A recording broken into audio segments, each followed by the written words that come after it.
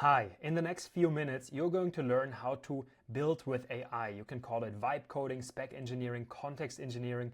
You're going to learn the basics. And maybe you've wanted to do this for a long time, but there was this barrier, those very long tutorials. I want to really compress it in a few minutes to help you get started quickly and easily. And why I'm doing this today, you can actually thank Puria, the co-host of the Extra Mile podcast. So we released the first episode 5 days ago. And from now on, you can every week get an episode about tech, AI, and personal development. We will oftentimes do it, the two of us. We will oftentimes have guests. So please subscribe to our channel. But now let's just get started building with AI. So first of all, you have to make your computer ready. And here in this video, we're going to focus on Mac users. If you want to do this with Microsoft, just ask ChatGPT how to do it with Microsoft. But I basically asked how to install Homebrew and then Python and Node.js, and then how to get started with Claude Code, Kiro, or Codex from OpenAI. So basically, you just have to install Homebrew in the terminal. This is the terminal window, and you basically just paste in the commands here. You verify after each installation, then you install Python, then Node.js, and then you can get started with Claude Code, Kiro, or with Codex. So let's do that. Now, to show you an example, I have it already installed, so I can now start Codex. And now I'm here and ready to code. The same, of course, we can also do with Claude Code. Opening it here, yes, proceed. Now we are also ready here. And the same you can do with Kiro CLI as well. Our little project today will be to create a website for the Extra Mile podcast. One very important piece is to give the agent some context. And this is why I created here a project initialization framework for you, which you can just use. You just paste it into your coding agent. I oftentimes use Claude for coding, but now I really want to try ChatGPT 5.2. So let's get started today with Codex. I'm really excited to do that. Oftentimes I start iterating on a new project with ChatGPT or with Claude in the native application. But today let's just get started right away here in the CLI. I will just verbally describe what I wanted to build. Now, before we go more into the details, let's briefly speak about the tech stack. So for a lot of projects, you want to use the top cloud technology. I'm also using this oftentimes for my private projects. For example, Lumina OS is built on AWS, and I love working with this technology. So all you have to do is create a free AWS account. Unless you already have one, then use your existing one, and you create a user here. And so this is in German, but I think it's understandable. Well, anyway, you can also iterate with ChatGPT, with Claude. What you have to do, you have to create a new user with CLI access. And then in your CLI, or basically in your terminal, you will install the AWS CLI. And then you have to provide your data.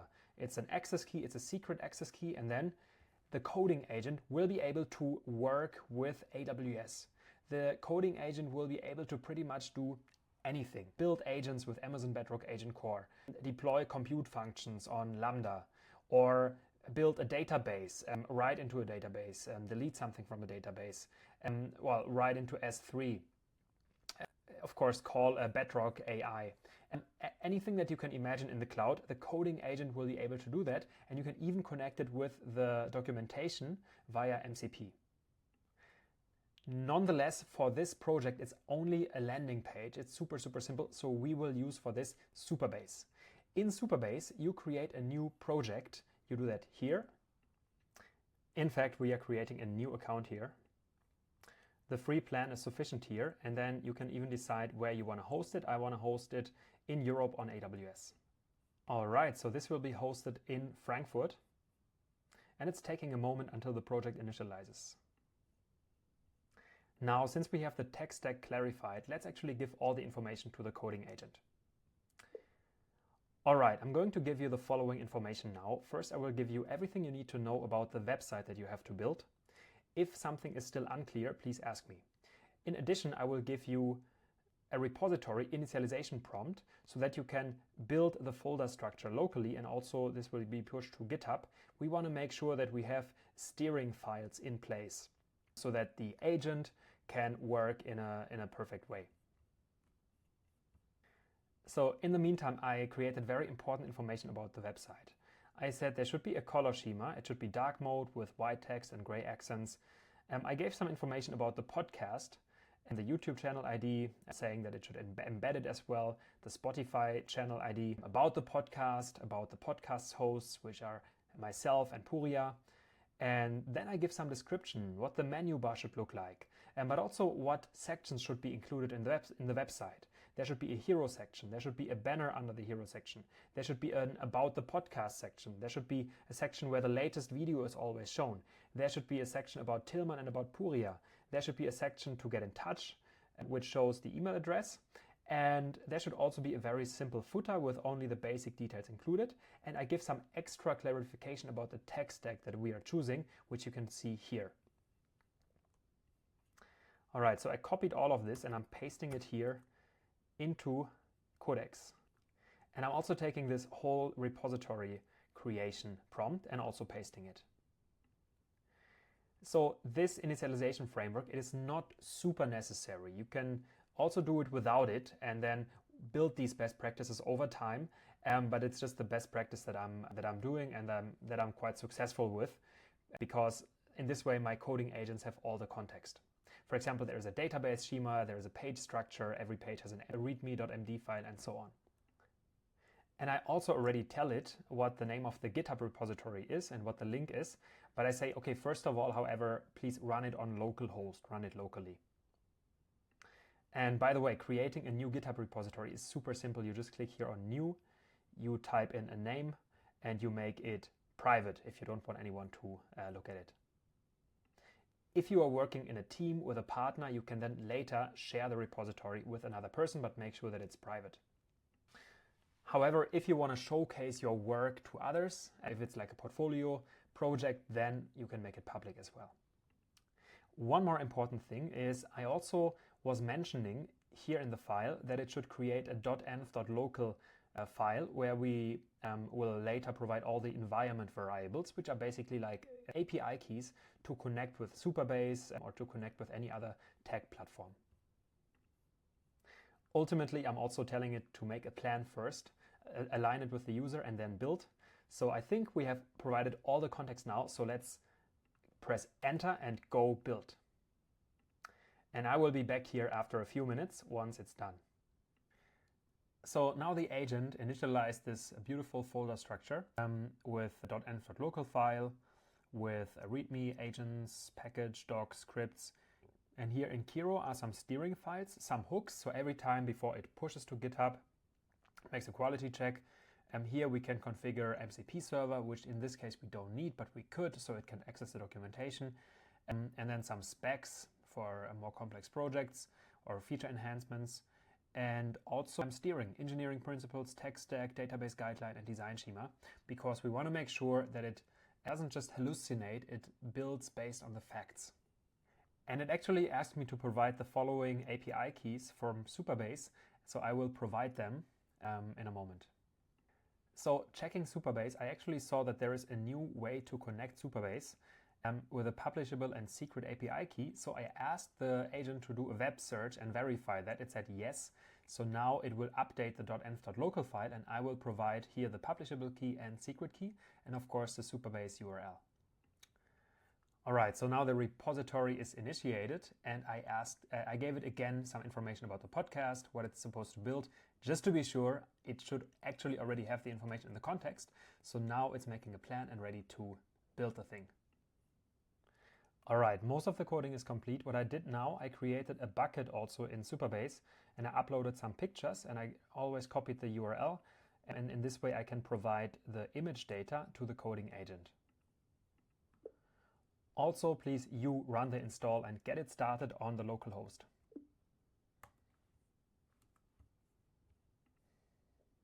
And what's helpful, always keep the conversation ongoing, because here actually it asked me if I want the images to be optimized, and I said yes, why not? So look at the tips that it gives you as well. So right now the dev server is not starting, so what I can simply do here is I can just copy over what's happening and I can paste it in here. All right, and here we go. We have a first version of the website created, and as you can see, it looks pretty solid for a first shot. We have our picture here, and listen on Spotify, watch on YouTube. Why we created a podcast. I think I want to include some full text here as well, access to the YouTube and Spotify channel, and then about myself and about Puria. So you just saw how a simple website was created, and in this way you can also build, of course, more sophisticated things like entire apps. So next, let's actually get this published via Vercel. So while I am opening my Vercel, I already instruct the agent to push to GitHub for the first time. And here in Vercel, I actually log in with GitHub usually. So it pushed successfully to GitHub. When you do this for the first time, you have to authenticate in the browser, but this is quite simple. Now, before I deploy this on Vercel, I also asked it to do a TypeScript check just to increase the likelihood that the first build will even be successful. All right, now in Vercel, I create a new project and I can just import now the extra mile project. And I click here on deploy.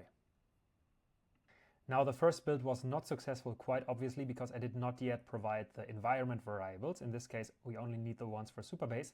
So let me provide them. Here are the keys. I can also ask again, Codex, hey, what are the environment variables? It told me, and I have to find the keys again in Supabase. So with those environment variables, it's now redeployed. Now the build was not successful, but this is actually great because now I can demonstrate how to very easily debug with Codex. So I just say that there was a build error and it fixes it. Now this time it worked and we can see that our website is online. The only thing that we will still do is change the domain, and you can check it out here now. Deployment is ready.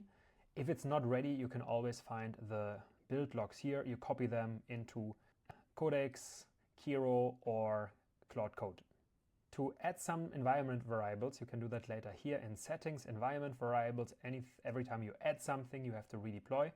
Remember that. And also you can add a custom domain here, and we will do that right now. So we click on add domain, and then here you can type in the domain that you want. For us, it's the extramile.ai. So I click save, and here it's going to give me instructions now. So I have to update the DNS record in my hosting provider from the domain. And if you don't know how to do that, simply screenshot this and ask ChatGPT how to do that.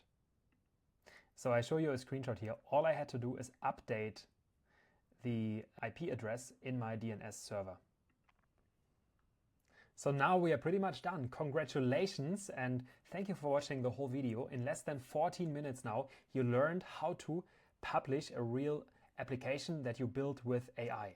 Now there are so many ways, of course, how we could now extend it and make it a real application rather than a website.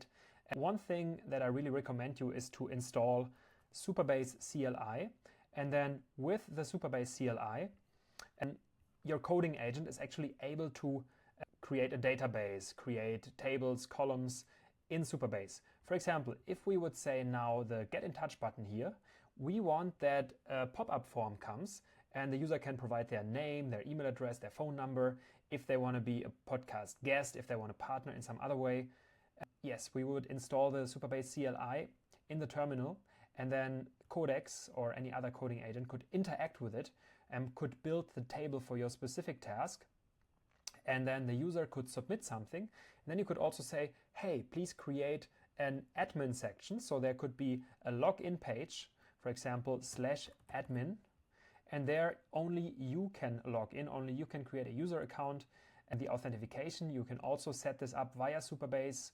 If you would build this with AWS, for example, you would do this with Cognito. And then you can log in and you can also ask Codex, ask Claude CLI, ask Kiro to build your backend where you can then see the submissions. You can also, of course, integrate that an email should automatically be sent to your inbox whenever a submission happens here. Basically, now anything that you want to do, you can just use the coding agent and instruct the coding agent.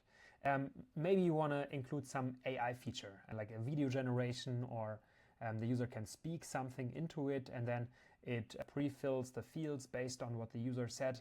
So connecting it via an LLM API, you can do all of those things. However, this is the starting point. So if you got to this point of the video and you got the motivation, then I encourage you to continue to get your hands on now.